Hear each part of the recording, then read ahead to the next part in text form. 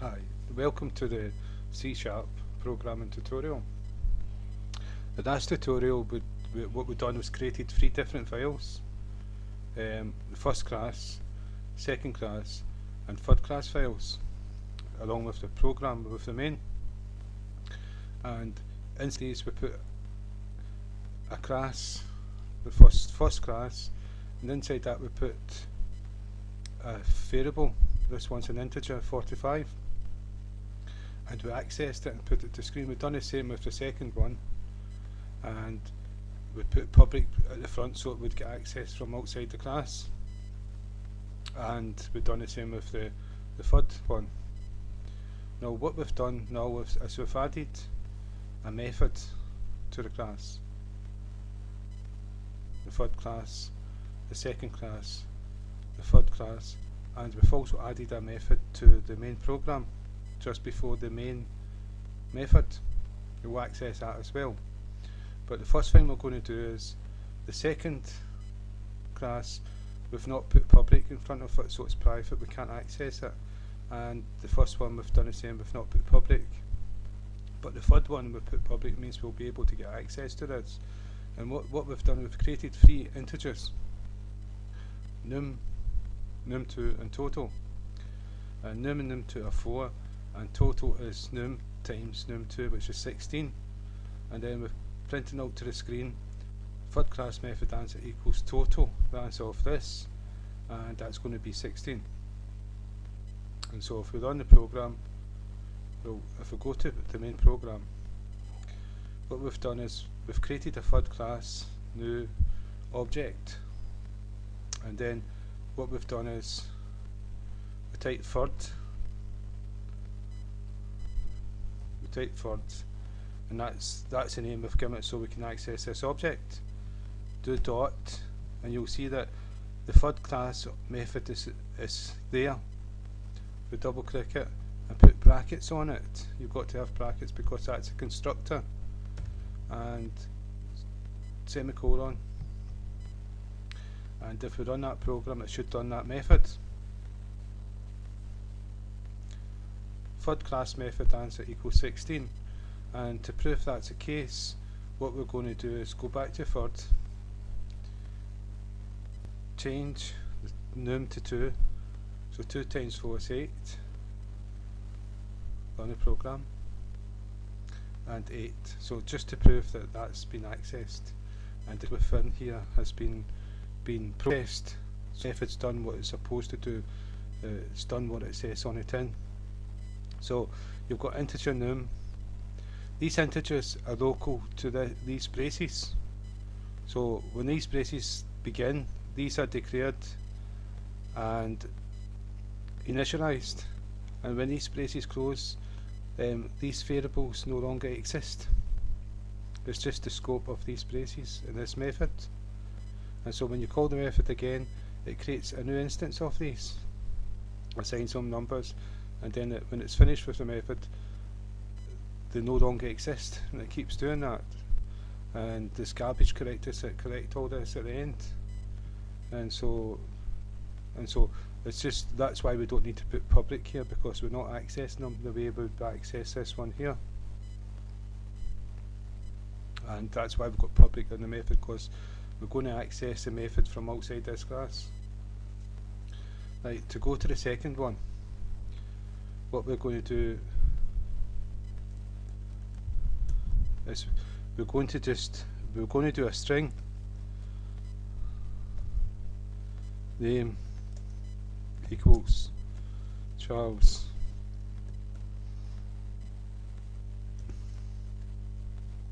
semicolon, and we're going to print this to screen. So it's console dot write line name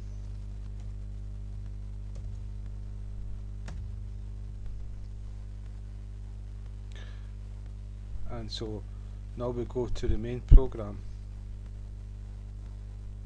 and we'll take this one away. We're not going to run that one anymore.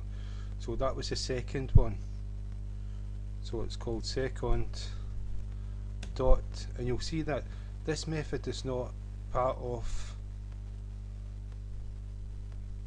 this object, and it's because we never made the method public, so it's private, so no one can see it outside of the class. So we'll go back to the class. We can see that the method is void because it doesn't return anything, but we didn't put public here, so C# assumes that it's private.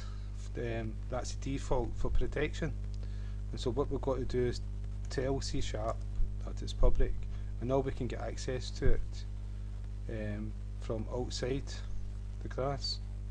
So we do dot, and now you can see the method is part of this object now, so now we can access it.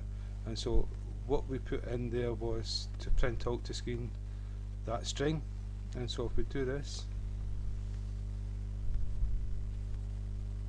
Charles, and so that's from a different file, a different class file, and so that's what it's done.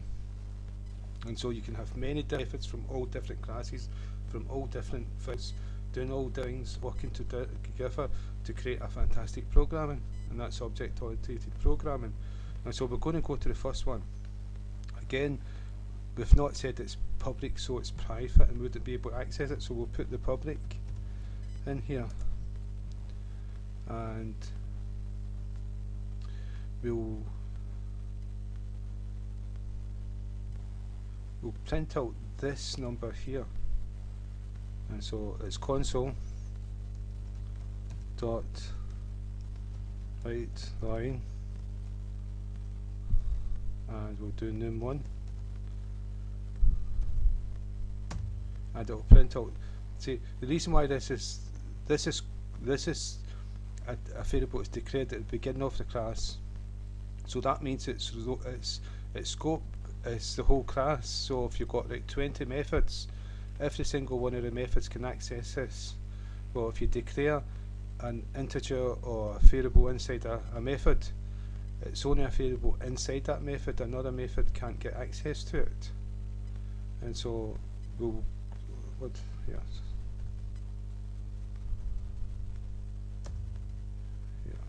so that came from here.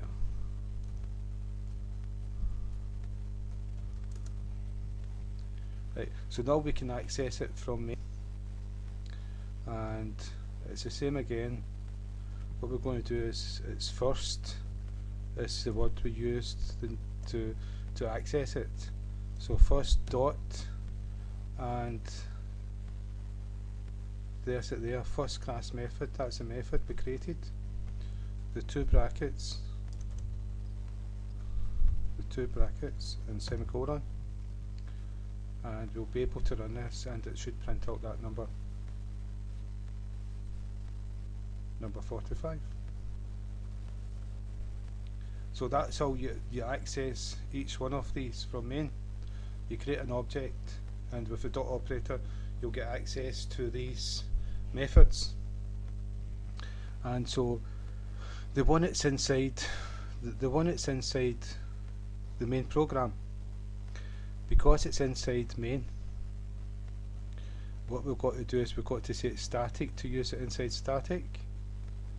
And what we're going to do is we're just going to show you how to, I'm going to just do console again, keep it simple or the videos would be too long. Yep, and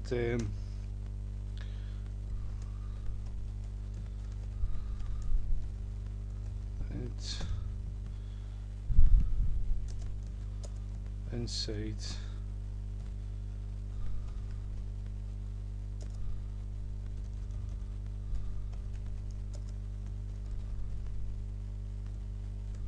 this is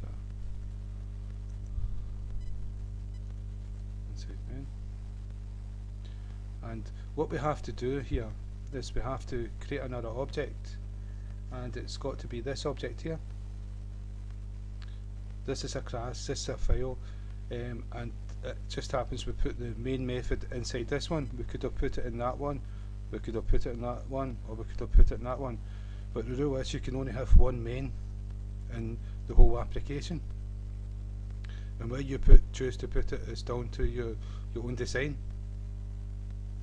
And so what we've got is a class for main to be able to run this here.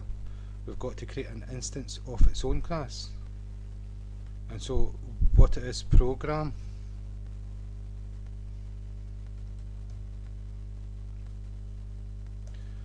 and we'll call it pro equals new and program, and then we'll put the brackets and semicolon. So that's us created an instance of it. Now to get access to this, we'll type pro dot, and you can see it's not showing it because it's not public. So we've got to make this public, the same as the other ones, because by default it was private and we couldn't access it. And so dot and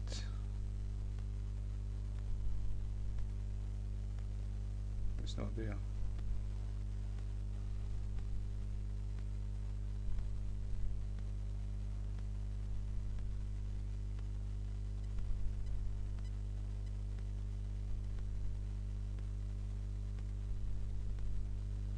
Let's see what's wrong.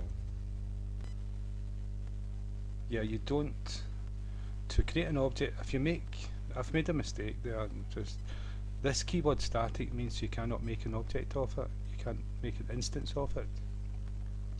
And I used static so that we could get access in the main, and then I tried to make an object here, the same sort of ones, so because it's static you cannot do that.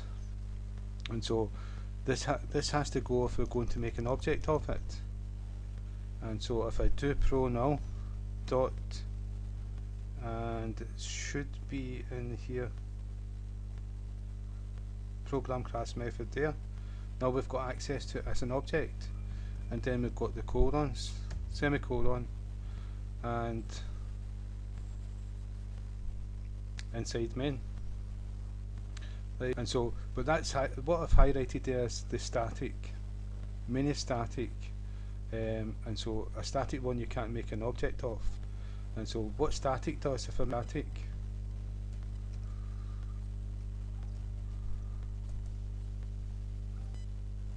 Yeah, what static does if I make it static, right? I do not create an object of it. There can only be one static. Static means it stays the same. You can't create two of them, or three of them, or four of them. An instance of an object is an instance, and you can create another instance and another instance, and you can have one method in a class, and you create an object of it, you can have 100 of them, and each one is run independently with its own methods. They're the same methods, but they're working independently, so they'd be adding up different numbers, multiplying different numbers. The mechanisms would be the same, but they would be doing it on their own attributes and different things like that. Right, and so you don't create it because it's static. And I will cover this in future tutorials. What you do is you type in the name of the class, program dot, and what you can see here, we've not created an instance, but because it's static we can access it directly. Program class method is the name of this method, and so if we do the colons, semicolon, run the program, you'll see that it works inside main. And so that there is to do with creating methods and instances of methods and calling them through objects. And also we covered their static, accessing static methods, because we wanted to do that in main. And so we're going to cover like passing arguments to methods, and then we're going to cover returning arguments from methods. So I hope this tutorial's not too long. So thank you again for your time.